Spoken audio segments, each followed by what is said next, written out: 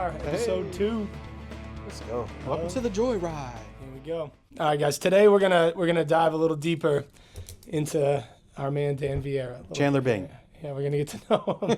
So you talked a little bit in the last podcast about being, labeled as Dan the live free guy, and I think that again, the overarching goal of our attempts at creating this podcast is to give people a little bit more information into who we are, what makes us tick, and you know me, man, I love a good origin story. So I think that it's really important for people to kind of know some of the larger things that have come to influence us, kind of putting the footnote on that they alone are not the things that made us who we are, but they contributed in a really strong way to like our core. Sure. So this episode is called The Marine. So Dan, I want to hear a little bit about that. I'll let you kind of just jump into it, and then I'll steer some questions just to kind of keep you going and ask you some things. Sure. There are no safe words in the Joyride, so here we go. We're going to dig in. All right. So back in 2001, September 11th happened. Major event in our history, in the world's history. I was a young 17-year-old boy with no direction. As a senior in high school, had no direction. Terribly hated school. Just felt like it wasn't for me. I was always good at it. I was always able to do enough to skate by, and then 9/11 happened, and I had a big shift. I became patriotic. I felt like we were attacked, and I felt like I wanted to do something about it. I saw these people on TV talking about it, and I wanted to be about it. Plus, it gave myself a little bit of direction. So in March of 2002, at 17 years old, my father and I went down to the Marine Corps recruiting station, and I enlisted into the United States Marine Corps. Signed up to be a helicopter mechanic. Figured if I'm going to do the 5 years, I might as well learn a trade. We have Sikorsky right down the way, so I was trying to have a plan. And in September of 2002, at 18, I shipped off to Marine Corps boot camp in Parris Island, the real Marine Corps. That's a side joke to the Marines that are listening, because there's a Hollywood Marine, and we are not a Hollywood Marine over here on this side. So I shipped off to Parris Island in September of 2002 and went through boot camp, probably the most challenging thing I've ever done in my life. But I was determined to do it, and I was determined to do it because of service. It was the first time in my life that I think I was called to do something that was more than me. And that's what it was. That's what allowed me to get through boot camp. Boot camp, they say Marine Corps boot camp's the hardest thing ever. I don't know. It was pretty damn hard. Yeah. So yeah, sure, I guess it's hard. But for me, it really wasn't, because I knew that I was there for a purpose. I knew what the goal was. I also knew that they were playing mind games, and they were just trying to break me mentally. Right. But I also, I wanted it more. I wanted to serve. So graduated in December of 2002, right before Christmas. And I think it was either February or March of 2003 now, and I'm fresh out of boot camp still in Pensacola, Florida, at my trade school. And George Bush gets on the TV, and he's like, and Saddam Hussein has 24 hours to surrender, or we're going to invade Iraq. And all these Marines start going crazy, and I'm sitting there like, oh my God, what did I get myself into? At the time, we were already in Afghanistan, but right. It wasn't as serious as going to Iraq. So yeah, man, did 5 years in the Marine Corps, right from all that craziness of declaring war into Iraq. Got sent to my permanent duty station, which was San Diego, California, which was not a real bad gig. No. I was pretty lucky. I was sent to a non-deployable training unit. So even though I served 5 years during OEF and OIF, I never deployed to any of those areas. I was stuck in Southern California. Right. So, but I was a helicopter mechanic by trade, learned how to do that, worked on 46s for those that are interested in that stuff, as a hydraulic and structure repair guy. But, spent a lot of time in the Marine Corps. Those 5 years went really long, but I instantly knew that it wasn't really something for me. And the reason for that is, although I was serving it was serving in a way that didn't really align with my morals. And I say that not lightheartedly because I know the implications of that. Right. Yeah. But I served honorably. I did my time. I served the best that I could. I was by no means the best Marine, but I never got in any trouble, so I was not a bad Marine either. Right. My hope is that my brothers and sisters that I serve with know that I would have done anything to protect them, and I know that they would have done the same for me. So in that regards, I loved being a Marine. That brotherhood, that camaraderie. Yeah. I mean, there's a lot to unpack here. So I'm gonna kind of pull some of the things I heard early. Let's revisit some of them, and then Sure. I do think the most important thing to revisit is that concept of brotherhood, because it's an important one. Yeah. So let's go back to, you said that you and your dad, went to enlist. Obviously, the direct motivation to do it, like you had talked about here, was, you felt like it was something you were called to do. Can you kind of bring us through a little bit about like the decision to go down, how it was received by some of the people in your life? Yeah. And then like, who were some of the initial people you gained some knowledge from early? Yeah, so originally I was going to enlist into the Army, and then the Marines got a hold of me, and they were like, we are way better than the Army. They're right. That's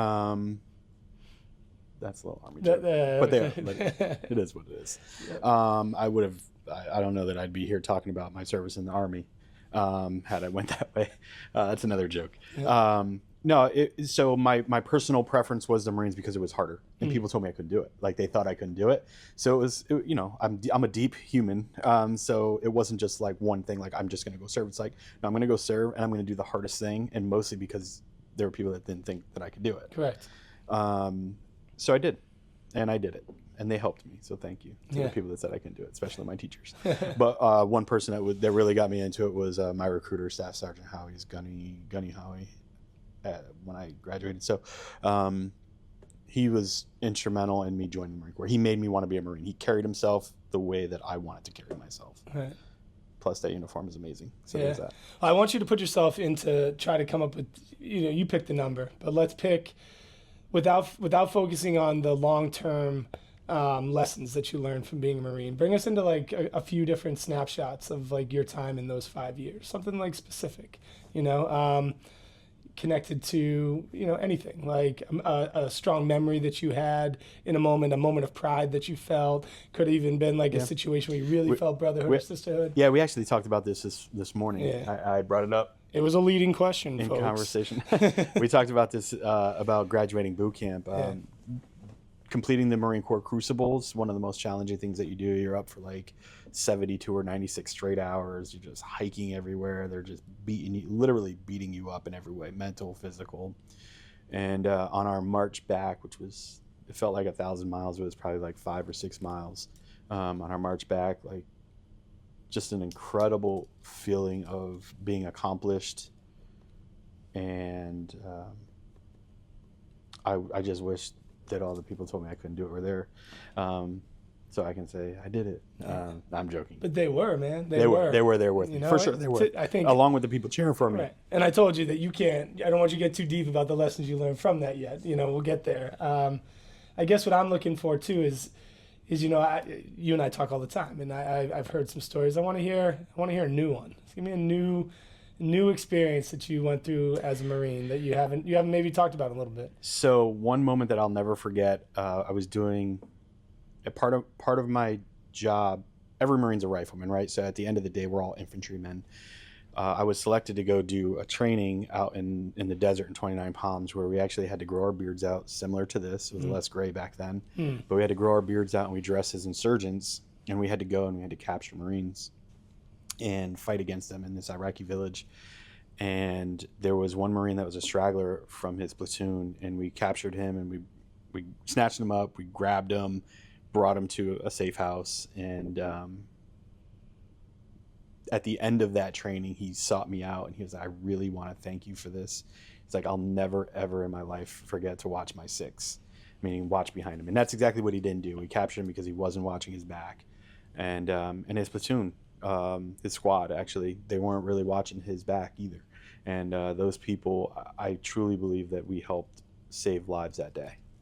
It's amazing. So that's one. That's great. That's a great one. Like, let's link this to, it's easy for us in us that aren't involved, to see value in the concept of you guys coming together for a cause, right?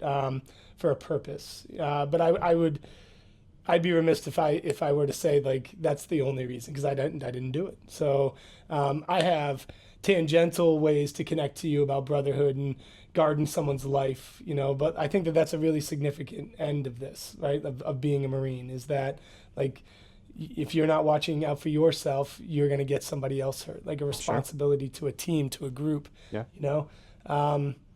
So let's start going into some lessons, some things that you learned. Like what has brotherhood taught you, current Dan, about life? And that could be you as a father, that could be you as a person running a nonprofit, that could be anything. Yeah, so the Marine Corps they have 12 leadership traits, and there's an acronym called JJ Did Tie Buckle, and I can get into catchy.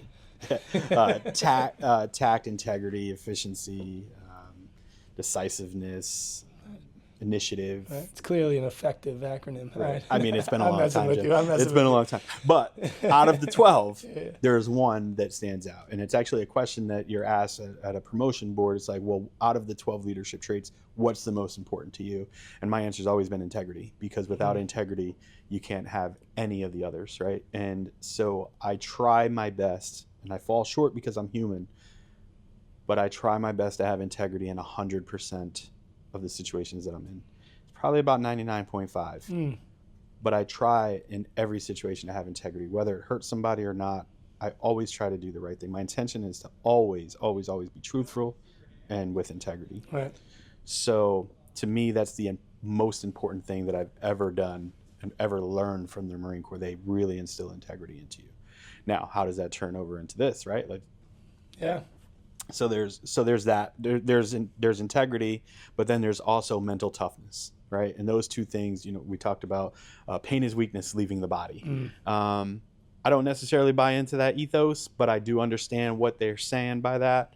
They try to build you up to be tough, and you need to be a Marine, but you also need it to be a human, and to be a dad, to be a partner, to be a friend. You need that mental toughness. So with mental toughness and integrity, I try to deploy both of those every single day in my life, particularly with my work here with Live Free. It's a nonprofit. You have to do things with integrity, because the minute that you don't, it's over. The one time you don't, it's over. And so without integrity, I don't think Live Free is anything. That's one. But then the mental toughness side of it's like, we're dealing with sick kids here. Yeah. My own, right? My own. At the time when Live Free was started, it was my own kid. So we talk about mental toughness. You need that every single day here. To be able, we talk about the Wall of Smiles and how it's like, it's this great reminder of what we're doing, and I love it. But it's also hard to look at that wall, knowing that some of those kids are no longer here, why some of those events took place, and to be able to take that and to move forward with integrity. I don't know that I could do it in the capacity in which I'm doing it if it wasn't for the Marine Corps. That makes sense? Yeah, of course it does. I mean, it was very well articulated, and I don't get that a lot. I feel some chills in it, because the things that we go through and the experiences that we have in our life teach us so much, and prepare us for a lot, and also don't prepare some. Yeah. And I definitely feel that the experiences that you have been through, and the things that you have learned, I'll say in this case from the Marine Corps, are clearly evident in what we do on a daily basis here. I appreciate that. And it's really important to know that is seen. I think that feeds why, Chief Morale Officer is what your title is. I love that, by the way.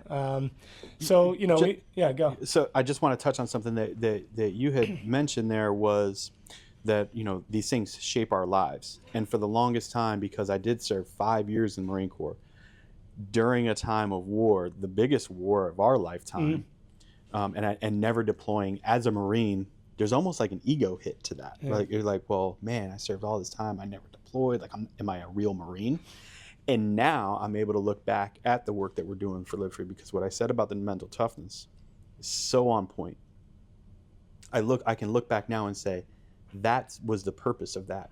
It wasn't the purpose to go fight a war. It was the purpose to become mentally tough, so then we can serve in other capacities that are going to attack us spiritually and mentally, right, but be able to overcome those to keep going with the mission. See, and I think that's like really brings full circle to what you were talking about, young Danny in high school, understanding the rules of the game, but not getting any value out of the game. Right. And I think that despite the fact that it took like the next step of joining the Marines to help you start to understand that value is important, but then, and as we dig deeper into ourselves here and talk more, we're going to see that as we keep going through experiences, we still have the opportunity to always come back, to return, so to speak, to who we were and who we are. I can only imagine that 17, 18-year-old Danny coming out of high school versus 22-year-old Dan coming out of the Marines